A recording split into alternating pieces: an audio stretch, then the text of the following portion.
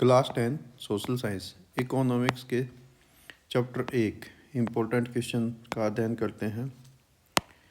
पहला चैप्टर है development economics का। तो सबसे पहला क्वेश्चन है कि डेवलपमेंट किसे कहते हैं। समाज की, भविष्य की और आर्थिक प्रगति को विकास कहते हैं। ठीक है, all over development, all over growth is positive growth कहिए आप इसको। ठीक है। नेक्स्ट है राष्ट्रीय विकास क्या है। राष्ट्रीय विकास का अर्थ होता है आर्थिक विकास के साथ साथ सामाजिक विकास होना और सकल घरेलू उत्पाद यानी जीडीपी में वृद्धि होना। आर्थिक विकास के उद्देश्य क्या हैं? जीडीपी को बढ़ाना, गरीबी को कम करना, आय की असमानता को कम करना, जीवन स्तर में सुधार लाना, सतत पोषणीय विकास को बढ़ावा देना और पर्यावरण संरक्षण को इम्प्रूव करना या बढ़ावा देना। नेक्स्ट आता है आर्थिक विकास क्या है और इसको आप कैसे मापेंगे, उसकी संबंध विधि क्या है। प्रति व्यक्ति आय, पर कैपिटा इनकम, पीसीआई इसको बोलते हैं, में वृद्धि यानी ग्रोथ को इकोनॉमिक डेवलपमेंट कहते हैं। आर्थिक विकास एक अविकसित अर्थव्यवस्था से संबंधित नॉर्मली रहता है। ठीक है। आर्थिक विकास को हम सामान्य रूप से आय के द्वारा मापते हैं। राष्ट्रीय आय, नेशनल इनकम को जो है किस देश की कितनी इनकम है उसके आधार पर हम उस देश का आर्थिक विकास मापते हैं। नेक्स्ट आता है क्या आय के साथ साथ आर्थिक विकास को मापने के अन्य सूचकांक हो सकते हैं या उनका प्रयोग किया जाना चाहिए। तो इसका जवाब आएगा हाँ, आय के साथ साथ हमें अन्य सूचकांकों का भी उपयोग करना चाहिए, जैसे जीवन की गुणवत्ता, क्वालिटी ऑफ लाइफ, इन्वायरमेंट संरक्षण, पर्यावरण कंजर्वेशन, इन्वायरमेंट कंजर्वेशन, सतत विकास, सस्टेनेबल डेवलपमेंट और प्रति व्यक्ति आय। ये तो हो ही गई आपकी इनकम। ठीक है। इसके साथ साथ साक्षरता, लिटरेसी रेट, शिशु मृत्यु दर, इन्फेंट मॉर्टेलिटी रेट क्या है, उपस्थिति दर यानी कितने विद्यार्थी जो हैं वो शिक्षा ग्रहण कर रहे हैं, प्रति व्यक्ति जीवन प्रत्याशा, लाइफ एक्सपेक्टेंसी, सकल नामांकन अनुपात, ग्रॉस एनरोलमेंट रेशो, यहाँ पर भी आप ये एजुकेशन से रिलेटेड ले सकते हैं, और मानव विकास सूचकांक HDI। इन सब को भी हम आर्थिक विकास मापने के लिए सूचकांकों यानी इंडेक्स के रूप में यूज कर सकते हैं, इंडिकेटर के रूप में यूज कर सकते हैं। नेक्स्ट आता है भारत में आर्थिक विकास से संबंधित डाटा या सूचना के स्रोत क्या हैं। भारत सरकार द्वारा प्रकाशित आर्थिक सर्वे, इकोनॉमिक सर्वे जो होता है वो, इसके अलावा UNDP की रिपोर्ट, यूनाइटेड नेशन डेवलपमेंट, ये आपका अपने आप में क्वेश्चन भी हो जाएगा, UNDP की फुल फॉर्म क्या है ये भी पूछ लिया जाता है। तो उसकी रिपोर्ट, विश्व बैंक, वर्ल्ड बैंक द्वारा जारी या प्रकाशित विश्व विकास सूचकांक रिपोर्ट। ठीक है। इसके अलावा RBI की पुस्तिका, रिजर्व बैंक ऑफ इंडिया की जो हैंडबुक होती है उसमें भी स्टैटिक्स जो है वो पब्लिश किए जाते हैं। तो ये सारे सोर्स होते हैं आर्थिक विकास की जानकारी पाने के लिए। UNDP की फुल फॉर्म क्या है वो हम पहले ही पढ़ चुके हैं, संयुक्त राष्ट्र विकास कार्यक्रम, united nation development programme. Next GNP का पूर्ण रूप क्या है। तो इसका मतलब होता है ग्रॉस नेशनल प्रोडक्ट, सकल राष्ट्रीय उत्पाद। नेक्स्ट क्वेश्चन है क्या लोगों के विकास के लक्ष्य अलग अलग हो सकते हैं।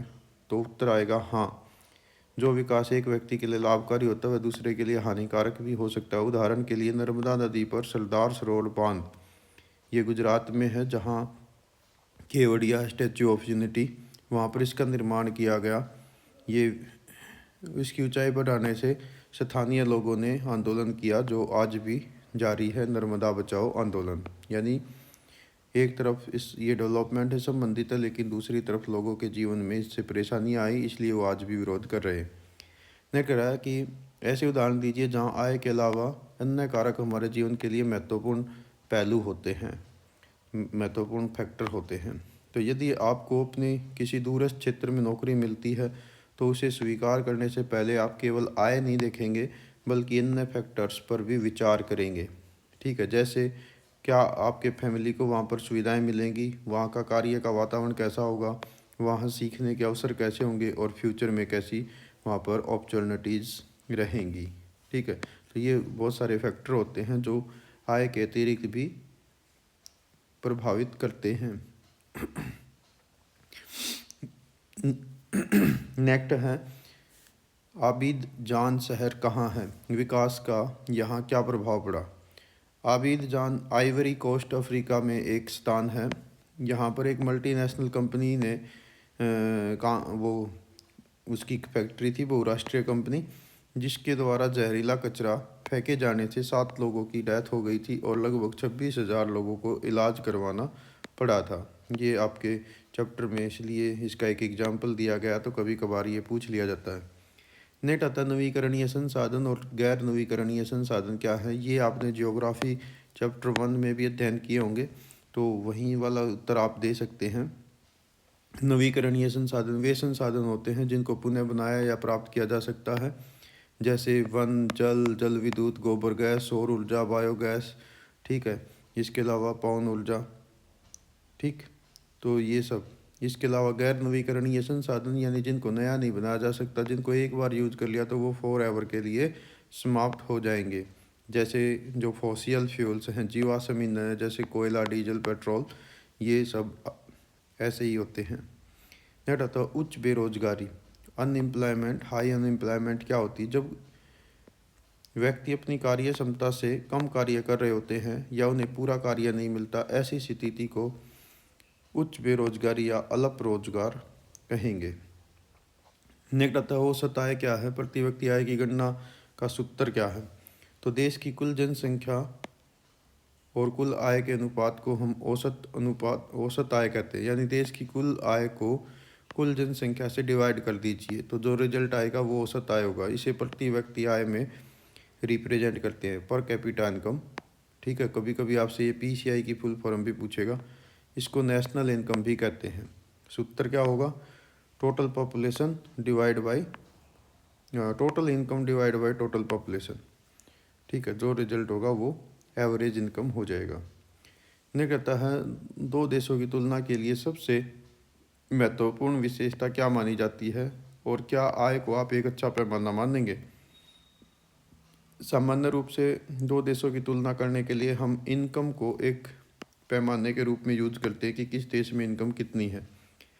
जिन देशों की आय अधिक होती है उनको आमतौर पर अमीर देश या विकसित देश मान लिया जाता है, और जिनकी कम होती है उनको गरीब या अविकसित देश माना जाता है।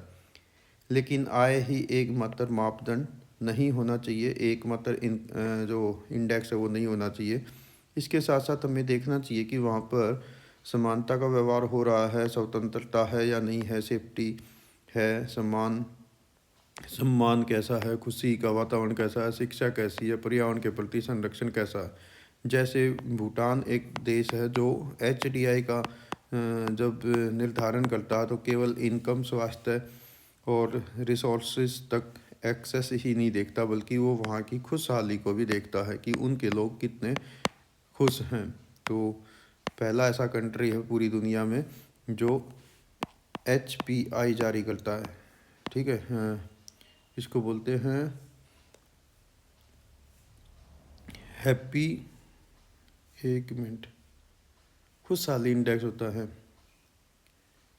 हैप्पी से रिलेटेड यानी खुशहाली से रिलेटेड इंडेक्स को वो जारी करता है। ये कोई शब्द मिसिंग है माइंड में, बार बार ध्यान नहीं आ रहा है।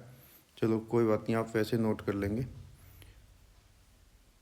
नेक्स्ट है विश्व बैंक की विकास रिपोर्ट 2012 के अनुसार अमीर और गरीब देशों की श्रेणी क्या है? तो 2010 के अंदर जिन देशों की प्रति व्यक्ति आय $में 12,276 थी, उसको एक पैमाना मान लिया गया। उससे यदि इनकम अधिक है तो वो देश अमीर माना जाता है, जैसे America, England, Japan, Germany, Singapore. और जिन देशों की आय $में 1,005 या उससे कम थी प्रति व्यक्ति, ठीक है, तो उसको निम्न देश मान लिया जाता है। ठीक है, यहाँ पर ये पर कैपिटा इनकम की बात कर रहा है, जैसे भारत, पाकिस्तान, बांग्लादेश, नेपाल, कीनिया आदि। इसी प्रकार से नेक्स्ट क्वेश्चन कहता है विश्व बैंक की विकास रिपोर्ट 2012 के अनुसार भारत किस श्रेणी में है? तो भारत मध्यम आय वाली श्रेणी में आता है, क्योंकि हमारी इनकम 2010 में पर कैपिटा इनकम यदि बात करें तो $में 1340.4 प्रति व्यक्ति प्रति वर्ष थी। नेक्स्ट, हम प्रति व्यक्ति आय को मापने के लिए औसत का उपयोग क्यों करते हैं? इसकी क्या सीमाएं हैं? औसत का उपयोग तुलनात्मक अध्ययन के लिए किया जाता है। इसमें दो व्यक्ति या राज्यों या देशों की तुलना की जाती है। इसकी सीमाएं क्या हैं कि आय समाज के जो औसत आय है वो समाज के आय के असमान वितरण को नहीं दर्शाती। ये केवल वहाँ की एवरेज दर्शाती है कि यहाँ पर कुल जन इनकम इतनी है और कुल जनसंख्या से डिवाइड करते हैं तो ये रिजल्ट आता है। ये अमीर और गरीब के बीच का अंतर नहीं दर्शाती, तो ये इसकी कमियां हैं। यूएनडीपी और विश्व बैंक के मापदंडों में क्या अंतर है? तो देखिए, विश्व बैंक केवल इनकम देखता है जब किसी देश की कंपेयर करता है, जबकि UNDP united nation development programme इसमें आय तो देखते ही हैं, साथ में वहाँ पर लिटरेसी रेट और वहाँ का हेल्थ का स्टेटस क्या है इसको भी मेजर किया जाता है। नेक्स्ट जीडीपी क्या है? इसको बोलते हैं ग्रॉस डोमेस्टिक प्रोडक्ट, सकल घरेलू उत्पाद। किसी विशेष वर्ष में देश के भीतर उत्पादित सभी अंतिम वस्तुओं और सेवाओं के कुल मूल्य को वहाँ की जीडीपी कहते हैं। नेक्स्ट आता है क्वेश्चन, अक्षय संसाधन क्या है? इन एग्जीक्यूटेबल यानी रिन्यूएबल संसाधन क्या हैं? वे संसाधन जो समाप्त नहीं होंगे, उनको लगातार हम यूज कर सकते हैं, अक्षय संसाधन कहलाते हैं। जैसे जल, मिट्टी, सौर ऊर्जा, पवन ऊर्जा, भूतापीय ऊर्जा। पानी को रिसाइकिल किया जा सकता है, मिट्टी को रीयूज किया जा सकता है, रिफर्टाइल किया जा सकता है। सौर ऊर्जा, पवन ऊर्जा, भूतापीय ऊर्जा, बायोगैस, ये सब रिन्यूएबल एनर्जी हैं। ज्वारीय ऊर्जा भी आप इसमें शामिल कर सकते हैं, टाइडल एनर्जी इसको बोलते हैं। नेक्स्ट है पारंपरिक संसाधन और गैर पारंपरिक संसाधन क्या हैं? तो पारंपरिक यानी जिनको हम कन्वेंशनल रिसोर्सेज बोलते हैं, जिनको हम पीढ़ियों से यूज कर रहे हैं, जैसे कोयला, पेट्रोलियम, प्राकृतिक गैस, एलपीजी, सीएनजी, बिजली आदि। जबकि गैर परंपरागत ऊर्जा स्रोत वे हैं जिनको हम पिछले कुछ वर्षों से यूज कर रहे हैं, जैसे सौर ऊर्जा, पवन ऊर्जा, भूतापीय ऊर्जा, ज्वारीय ऊर्जा। यानी ये थे तो, लेकिन हमारे पास इनको यूज करने की टेक्नोलॉजी नहीं थी, जो समय के साथ साथ डेवलप हुई है, तो ये अभी हमारे यूजेज में है। नेक्स्ट, भारत का सबसे अमीर और सबसे गरीब राज्य कौन सा है? भारत का सबसे अमीर राज्य है पंजाब। वहाँ की फर्टाइल सॉइल और उन्नत कृषि के कारण उसका जो स्टेटस है वो काफ़ी अच्छा है। गरीब राज्यों में बिहार है, जहाँ पर अभी भी गरीबी मानी जाती है। इसके साथ साथ आप उड़ीसा भी कह सकते हैं। हालांकि ये राज्य रिसोर्सेज में संपन्न है, इनके पास रिसोर्सेज बहुत ज़्यादा है, लेकिन तकनीकी के कारण उनका पूरी तरह से हम यूज नहीं कर पा रहे हैं, या उनका पॉजिटिव यूज वहाँ पर नहीं हो पा रहा राज्य के डेवलपमेंट के लिए। पंजाब में रिसोर्स नहीं है, केवल वहाँ पर फर्टाइल सॉइल है और वहाँ के किसान जो हैं बड़ी मेहनत करके उस पर खेती करते हैं, तो इस कारण से उनका जो प्रोडक्शन है वो काफ़ी अधिक है। नेक्स्ट आता मानव विकास क्या है? मनुष्य के आर्थिक, सामाजिक, सांस्कृतिक विकास को मानव विकास या ह्यूमन डेवलपमेंट कहते हैं। HDI क्या है? HDI का मतलब होता है ह्यूमन डेवलपमेंट इंडेक्स, शॉर्टली इसको बोलते हैं HDI, मानव विकास सूचकांक 2019 के अनुसार। या आगे है कि इसके क्राइटेरिया क्या थे या इसके मापदंड क्या हैं? तो इसकी मापदंड है लाइफ एक्सपेक्टेंसी, यानी जीवन की प्रत्याशा, दीर्घायु कितनी लाइफ है उसको देखते हैं, एवरेज। इसी प्रकार से शिक्षा का स्तर, जीवन का स्तर, स्टैंडर्ड ऑफ लिविंग। इसके साथ साथ एक्सेस टू द रिसोर्सेज, ये भी इसका एक इंडेक्स होता है, ठीक है। और आय, ये भी इसमें हम मेजर करते हैं। वर्ष 2019 में 189 कंट्रीज में भारत का स्टेटस 129वां देश रहा है, ठीक। हालांकि ये हर साल जारी होती है।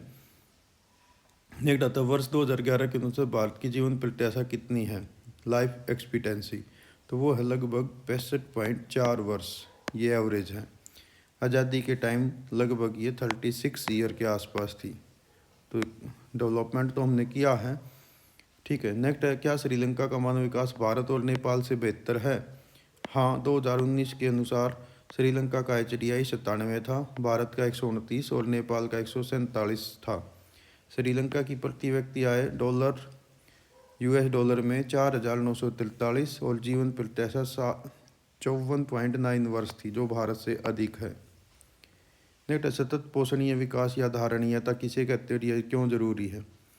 ऐसा विकास जो आज की आवश्यकताओं को पूरे करते हुए भविष्य की पीढ़ियों की आवश्यकताओं के साथ समझौता ना करे। यानी हमें संसाधनों का ऐसे यूज करना चाहिए जो आज भी काम आए और फ्यूचर के लिए भी वो बचे रहें। इस टाइप्स के डेवलपमेंट को कहते हैं सस्टेनेबल डेवलपमेंट। आगे क्वेश्चन में पूछा गया है कि यह क्यों ज़रूरी है। क्योंकि बेरोजगारी, गरीबी, असमानता को समाप्त करने के साथ साथ पर्यावरण संरक्षण भी बहुत ज़रूरी है। क्योंकि इन्वायरमेंट होगा तो ही हम सरवाइव कर पाएंगे। इन्वायरमेंट क्लियर होना चाहिए। जैसे आजकल आप देखते हैं जो पोल्यूशन है वो एक बड़ी समस्या है। यानी डेवलपमेंट तो हम कर रहे हैं लेकिन पोल्यूशन की समस्या दिन प्रतिदिन गंभीर होती जा रही है। नेक्स्ट आता है साक्षर और निरक्षर क्या, लिटरेट और इलिटरेट क्या है, या लिटरेसी रेट क्या है। तो देखिए दोनों तीनों को अलग अलग आप पढ़ेंगे। साक्षर, सेंसस डेटा के अनुसार जो व्यक्ति 7 वर्ष या उससे अधिक आयु का हो और वो किसी भी भाषा को पढ़ सकता हो, उसमें लिख सकता हो और समझ सकता हो, यानी उसने कोई भी भाषा पढ़नी आती हो, लिखनी आती हो और समझ उसको आती हो, तो वो साक्षर है, लिटरेट है। इसी प्रकार से जो पढ़ लिख और समझ नहीं सकता वो निरक्षर, यानी जिसको अक्षर का ज्ञान नहीं है, वो इलिटरेट है। यहाँ पर केवल अक्षर की बात कर रहा है। नेट प्रति 1000 जनसंख्या पर शिक्षित व्यक्तियों की संख्या को लिटरेसी रेट या साक्षरता दर कहते हैं। आगे भारत में सबसे अधिक और सबसे कम शिक्षित राज्य कौन से हैं। सबसे अधिक शिक्षित राज्य है केरल, जहाँ पर लगभग 93.91% लोग पढ़े लिखे हैं। और सबसे कम पढ़े लिखे में बिहार है, जहाँ पर 63.82% लोग पढ़े लिखे हैं। क्या सुरक्षा कोई भौतिक वस्तु है। तो आप उत्तर देंगे नहीं, सुरक्षा कोई भौतिक वस्तु नहीं है, ये एक सामाजिक पहलू है।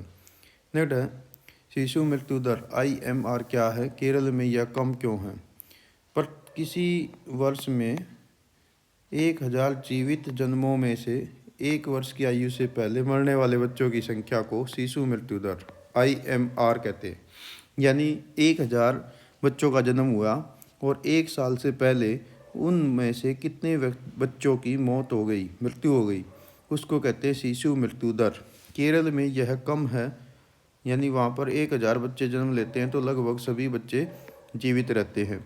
तो उसके पीछे कारण क्या है, वहाँ पर स्वास्थ्य सुविधाएं हैं, वहाँ पर शिक्षा का स्तर अच्छा है और वहाँ पर जो सार्वजनिक वितरण प्रणाली है, पब्लिक डिस्ट्रीब्यूशन सिस्टम, वो बेहतर है, जिसके कारण से ये जो दर है वहाँ पर काफ़ी कम है। नेट आता शुद्ध अनुपस्थिति अनुपात क्या, नेट अटेंडेंस रेशो। 14 से 15 वर्ष की आयु के कुल बच्चों में से स्कूल में जाने वाले बच्चों की अनुपात कितना है। यानी इस एज ग्रुप में 14 से 15 एज ग्रुप में मान लेते हैं कि 100 बच्चे हैं, उनमें से स्कूल कितने जा रहे हैं, ये है वहाँ की शुद्ध net attendance ratio. Next body mass index क्या होता है, BMI इसको बोलते हैं। BMI शरीर के वजन किलोग्राम में और ऊंचाई मीटर में उसके आधार पर निकाला जाता है। इसका फॉर्मूला क्या है, वजन को डिवाइड करते हैं ऊंचाई मीटर स्केल से, ठीक है, मीटर से।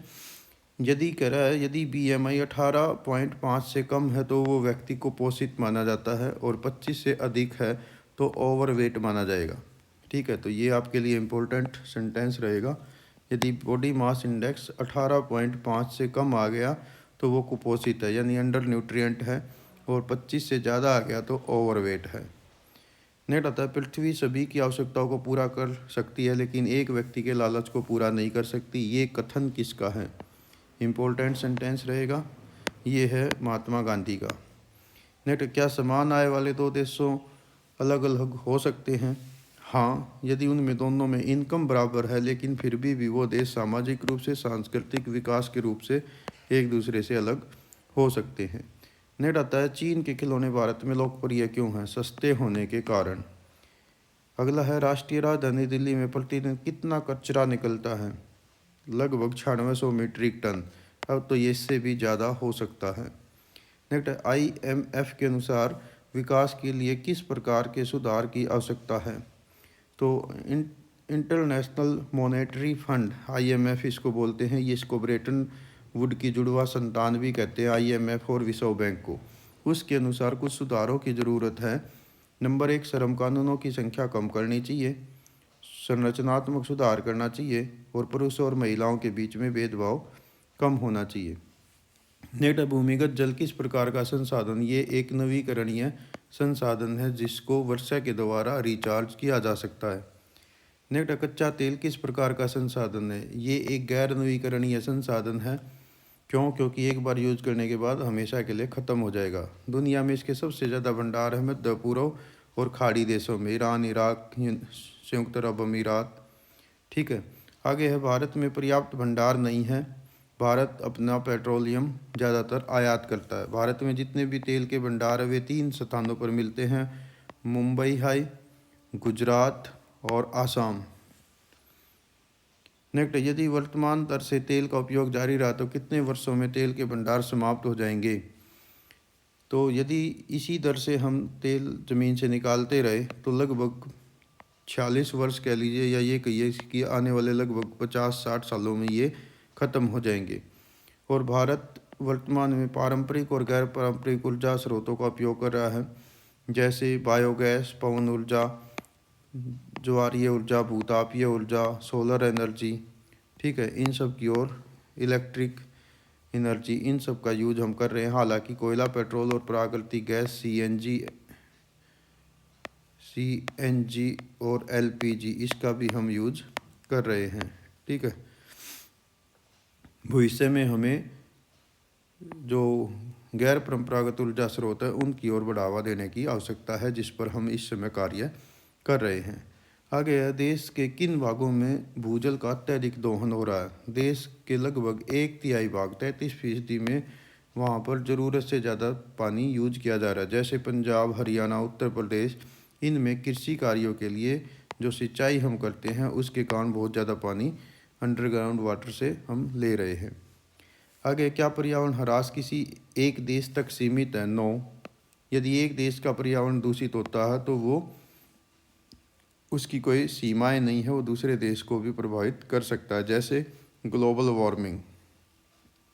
ये आप देखते हैं कि वर्ल्ड वाइड प्रॉब्लम बनी हुई है। आगे है, पर्यावरण ह्रास के कारण क्या हैं। आज आप देखते हैं इन्वायरमेंट डिग्रेड हो रहा है, उसके पीछे कारण क्या है। जगह जगह पर गार्बेज के हिप्स यानी कचरे के ढेर, लकड़ी के चूल्हों से निकलने वाला धुआं, अत्यधिक वनों की कटाई, वाहनों का धुआं और शोर, उद्योगों व ईंट के भट्ठों का धुआं, जनसंख्या में बढ़ोतरी, बढ़ता हुआ शहरीकरण, बढ़ती हुई गरीबी, रासायनिक उर्वरकों का बहुत अधिक प्रयोग, औद्योगिक व यातायात में वृद्धि, इसके साथ साथ और अन्य युद्ध युद्ध आदि, ये सब प्रमुख कार्य हैं जो पर्यावरण को डिग्रेड कर रहे हैं।